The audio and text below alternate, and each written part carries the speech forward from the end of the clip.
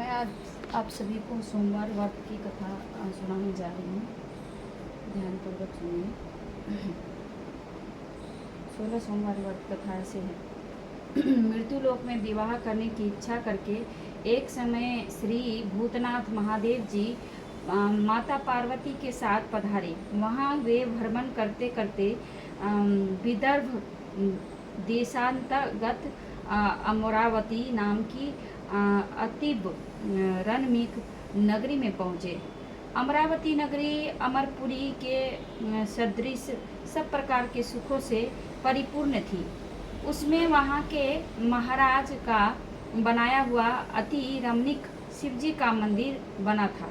उसमें भगवान शंकर भगवती पार्वती के साथ निवास करने लगे। एक समय माता पार्वती प्राणपति को प्रसन्न देख के मनोविनोद करने की इच्छा से बोली, हे महाराज, आज तो तुम दोनों चौसर खेले। शिवजी ने प्राण प्रिया की बात को मान लिया और चौसर खेलने लगे। उसी समय इस स्थान पर मंदिर का पुजारी ब्राह्मण मंदिर में पूजा करने को आया। माता जी ने ब्राह्मण से प्रश्न किया कि पुजारी जी, बताओ कि इस बाजी में दोनों में से किसकी जीत होगी। ब्राह्मण बिना विचारे ही शीघ्र बोल उठा कि महादेव जी की जीत होगी। और किसकी होगी? थोड़ी देर में बाजी समाप्त हो गई और पार्वती जी की विजय हुई। अब तो पार्वती जी ब्राह्मण को झूठ बोलने के अपराध के कारण श्राप देने को उद्धत हुई। तब महादेव जी ने पार्वती जी को बहुत समझाया, परंतु उन्होंने ब्राह्मण को कोढ़ी होने का श्राप दे दिया। कुछ समय बाद पार्वती जी के श्रापवश पुजारी के शरीर में कोढ़ पैदा हो गया। इस प्रकार पुजारी अनेक प्रकार से दुखी रहने लगा। इस तरह के कष्ट भोगते हुए जब बहुत दिन हो गए तो देवलोक की अप्सराएं शिवजी की पूजा करने उसी मंदिर में पधारी और पुजारी के कष्ट को देख बड़े दयाभाव से उससे रोगी होने का कारण पूछने लगी। पुजारी ने निसंकोच सब बातें उनसे कह दी। वे अप्सराएं बोली, हे पुजारी, अब तुम अधिक दुखी मत होना। भगवान शिवजी तुम्हारे कष्ट को दूर कर देंगे। तुम सब बातों में श्रेष्ठ 16 सोमवार का व्रत भक्ति भाव से करो। तब पुजारी अप्सराओं से हाथ जोड़कर विनम्र भाव से 16 सोमवार का व्रत की विधि पूछने लगा। अप्सराएं बोली कि जिस दिन सोमवार हो उस दिन भक्ति के अप्सराएं बोली कि जिस दिन सोमवार हो उस दिन भक्ति के साथ व्रत करे। स्वच्छ वस्त्र पहने, आधा सेर गेहूं का आटा ले, उसके 3 अंगा बनावे और घी गुड़ दीप नैवेद्य पुंगी फल बेलपत्र जनेऊ का जोड़ा चंदन अक्षत पुष्प आदि के द्वारा प्रदोष काल में भगवान शंकर का विधि से पूजन करे। तत्पश्चात अंगाओं में से एक शिवजी को अर्पण करे। बाकी दो को शिवजी का प्रसाद समझकर उपस्थित जनों में बांट दे और आप भी प्रसाद पावे। इस विधि से 16 सोमवार व्रत करे। तत्पश्चात 17वें सोमवार के दिन पाव सेर पवित्र गेहूं के आटे की बाटी बनावे। तदनुसार घी और गुड़ मिलाकर चूरमा बनावे और शिवजी का भोग लगाकर उपस्थित भक्तों में बांटे। पीछे आप सकुटुंब प्रसादी ले तो भगवान शिवजी की कृपा से उसके मनोरथ पूर्ण हो जाते हैं। ऐसा कहकर अप्सराएं स्वर्ग को चली गई। ब्राह्मण ने यथाविधि 16 सोमवार व्रत किया तथा भगवान शिवजी की कृपा से रोग मुक्त होकर आनंद से रहने लगा। कुछ दिन बाद जब फिर शिवजी का शिव जी और पार्वती उस मंदिर में पधारे। तब ब्राह्मण को निरोग देखकर पार्वती ने ब्राह्मण से रोग मुक्त होने का कारण पूछा। तो ब्राह्मण ने 16 सोमवार का व्रत कथा कह सुनाई। तब तो पार्वती जी अति प्रसन्न होकर ब्राह्मण से व्रत की विधि पूछकर व्रत करने को तैयार हुई। व्रत करने के बाद उसकी मनोकामना पूर्ण हुई तथा उनके रूठे पुत्र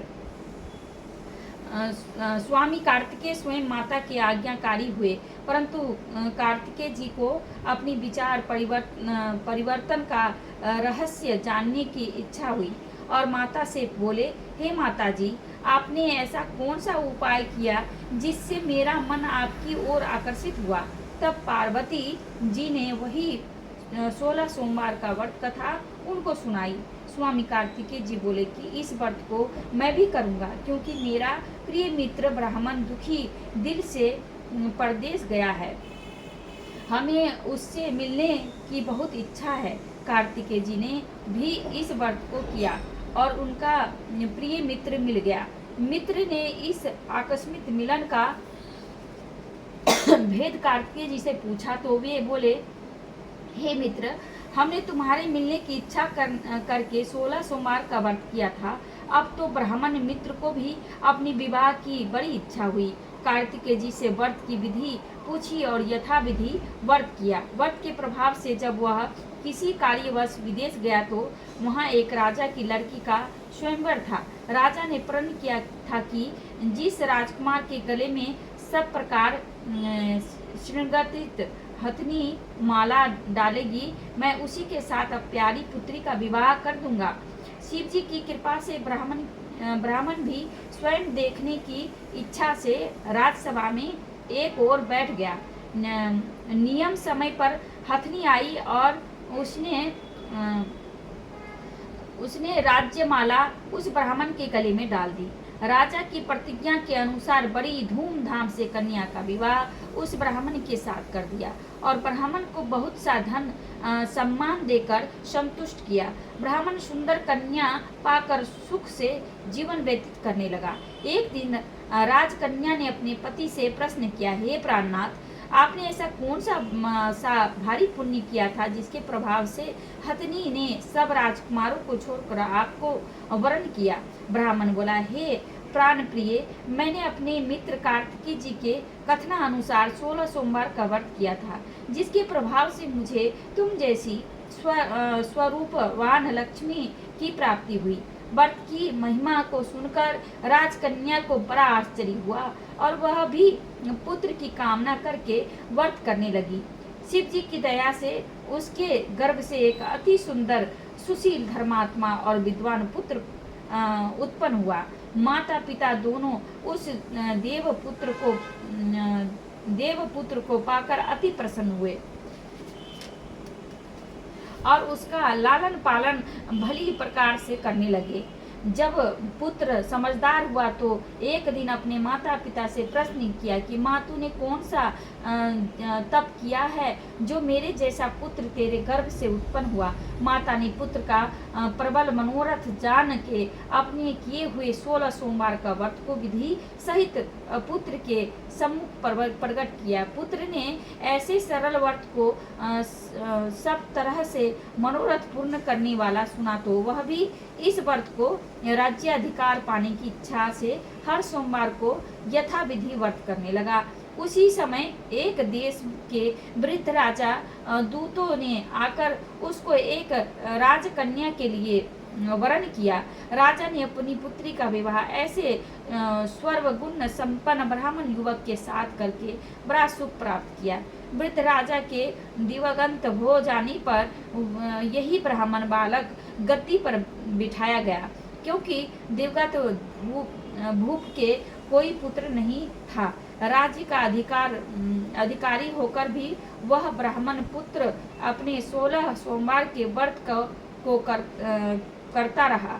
जब 17वां सोमवार आया तो विप्रपुत्र ने अपनी प्रियतमा से सब पूजन सामग्री लेकर शिवालय में चलने के लिए कहा, परंतु प्रियतमा ने उसकी आज्ञा की परवाह नहीं की। दास दासियों द्वारा सब सामग्रियां शिवालय भिजवा दी और आप नहीं गई। जब राजा ने शिव जी का पूजन समाप्त किया तब एक आकाशवाणी राजा के प्रति हुई। राजा ने सुना कि हे राजा, अपनी इस रानी को राजमहल से निकाल दे, नहीं तो तेरा सर्वनाश कर देगी। वाणी को सुनकर राजा के आश्चर्य का ठिकाना नहीं रहा और तत्काल ही मंत्र नागरी में आकर अपने सभासदों को बुलाकर पूछने लगा कि हे मंत्रियों, मुझे आज शिवजी की वाणी हुई है कि राजा तू अपनी इस रानी को निकाल दे, नहीं तो ये तेरा सर्वनाश कर देगी। मंत्री आदि सब बड़े विस्मय और दुख में डूब गए, क्योंकि जिस कन्या के साथ राज्य मिला है राजा उसी को निकालने का जाल रचता है, यह कैसे हो सकेगा। अंत में राजा ने उसे अपने यहाँ से निकाल दिया। रानी दुखी हृदय भाग्य को कोसती हुई नगर के बाहर चली गई। बिना पद त्राण फटे वस्त्र पहने भूख से दुखी धीरे धीरे चलकर एक नगर में पहुंची। वहां एक बुढ़िया सूत काटकर बेचने को जाती थी। रानी की करुण दशा देखकर बोली, चल तू मेरा सूत बिकवा दे, मैं वृद्ध हूँ, भाव नहीं जानती हूँ। ऐसी बात बुढ़िया की सुन रानी ने बुढ़िया के सर से सूत की गठरी उतार अपने सर पर रखी। थोड़ी देर बाद आंधी आई और बुढ़िया का सूत पोटली सहित उड़ गया। बेचारी बुढ़िया पछताती रह गई और रानी को अपने साथ से दूर रहने को कह दिया। अब रानी एक तेली के घर गई तो तेली के सब मटके शिवजी के प्रकोप के कारण चटक गए। ऐसी दशा देख तेली ने रानी को अपने घर से निकाल दिया। इस प्रकार रानी अत्यंत दुख पाती हुई सरिता के तट पर गई तो सरिता का समस्त जल सूख गया। तत्पश्चात रानी एक वन में गई। वहां जाकर सोमवार में सीढ़ी से उतर पानी में पीने को गई। सरोवर में सीढ़ी से उतरकर पानी पीने गई। उसके हाथ से जल स्पर्श होते ही सरोवर का नील कमल के सदृश जल असंख्य कीड़ों मय गंदा हो गया। रानी ने भाग्य पर दोषारोपण करते हुए उस जल को पान करके पेड़ की शीतल छाया में विश्राम करना चाहा। वह रानी जिस पेड़ के नीचे जाती उस पेड़ के पत्ते तत्काल ही गिरते गए।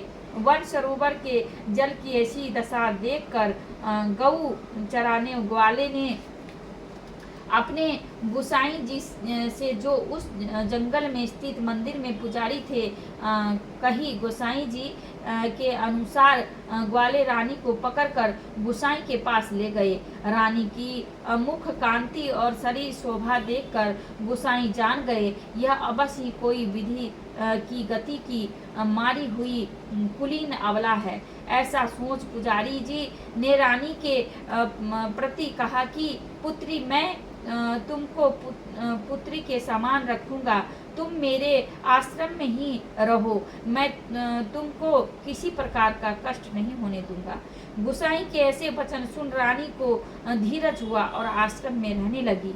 आश्रम में रानी जो भोजन बनाती उसमें कीड़े पड़ जाते, जल भर के लावे उसमें कीड़े पड़ जाते। अब तो गुसाई जी भी दुखी हुए और रानी से बोले कि हे बेटी, तेरे पर कौन से देवता का कोप है कि ऐसी तेरी दशा है। पुजारी की बात सुन रानी ने शिवजी की पूजा करने न जाने की कथा सुनाई तो पुजारी शिवजी महाराज की अनेक प्रकार से स्तुति करते हुए रानी के प्रति बोले कि पुत्री, तुम सब मनोरथों को पूर्ण करने वाले 16 सोमवार का व्रत करो, उसके प्रभाव से अपने कष्ट से मुक्त हो सकोगी। गुसाई की बात सुनकर रानी ने 16 सोमवार का व्रत को विधिवत संपन्न किया और 17वें सोमवार को पूजन के प्रभाव से राजा के हृदय में विचार उत्पन्न हुआ कि रानी को गए बहुत समय व्यतीत हो गया, न जाने कहाँ कहाँ भटकती होगी, ढूंढना चाहिए। यह सोचकर रानी को तलाश करने चारों दिशाओं में दूत भेजे। वे तलाश करते हुए पुजारी के आश्रम में रानी को पाकर पुजारी से रानी को मांगने लगे, परंतु पुजारी ने उससे मना कर दिया। तो दूत चुपचाप लौटे और आकर महाराज के सम्मुख रानी का पता बतलाने लगे। रानी का पता पाकर राजा स्वयं पुजारी के आश्रम में गए और पुजारी से प्रार्थना करने लगे कि महाराज, जो देवी आपके आश्रम में रहती है वह मेरी पत्नी है। शिव जी के कोप से मैंने इसको त्याग दिया था। अब इस पर से शिव का प्रकोप शांत हो गया है, इसलिए मैं इसे लिवाने आया हूँ। आप इसे मेरे साथ चलने की आज्ञा दीजिए। गुसाई जी ने राजा के वचन को सत्य समझकर रानी को राजा के साथ जाने की आज्ञा दे दी। गोसाई की आज्ञा पाकर रानी प्रसन्न होकर राजा के महल में आई। नगर में अनेक प्रकार के बाजे बजने लगे। नगर निवासियों ने नगर के दरवाजे पर तोरण बंधनवारों से विधि से नगर सजाया। घर घर में मंगल गान होने लगे। पंडितों ने विधि वेद मंत्रों का उच्चारण करके अपनी राजरानी का आवाहन किया। इस प्रकार रानी ने पुनः अपनी राजधानी में प्रवेश किया। महाराज के अनेक तरह से ब्राह्मणों को दानादि देकर संतुष्ट किया। याचकों को धन धान्य दिया। नगरी में स्थान स्थान पर सदा व्रत खुलवाए, जहाँ भूखों को खाने को मिलता था। इस प्रकार से राजा शिवजी की कृपा का पात्र हो राजधानी में रानी के साथ अनेक तरह के सुखों का भोग करते सोमवार व्रत करने लगे। विधिवंश शिव पूजन करते हुए लोक में अनेक सुखों को भोगने के पश्चात शिवपुरी को पधारे। ऐसे ही जो मनुष्य मनसा वाचा कर्मणा द्वारा भक्ति सहित सोमवार का व्रत पूजन इत्यादि विधिवत करता है, वह इस लोक में समस्त सुखों को भोग कर अंत में शिवपुरी को प्राप्त होता है। यह व्रत सब मनोरथों को पूर्ण करने वाला है। जय बोलो शिव शंकर भगवान की जय। भोलेनाथ की जय। बोलो हर हर महादेव।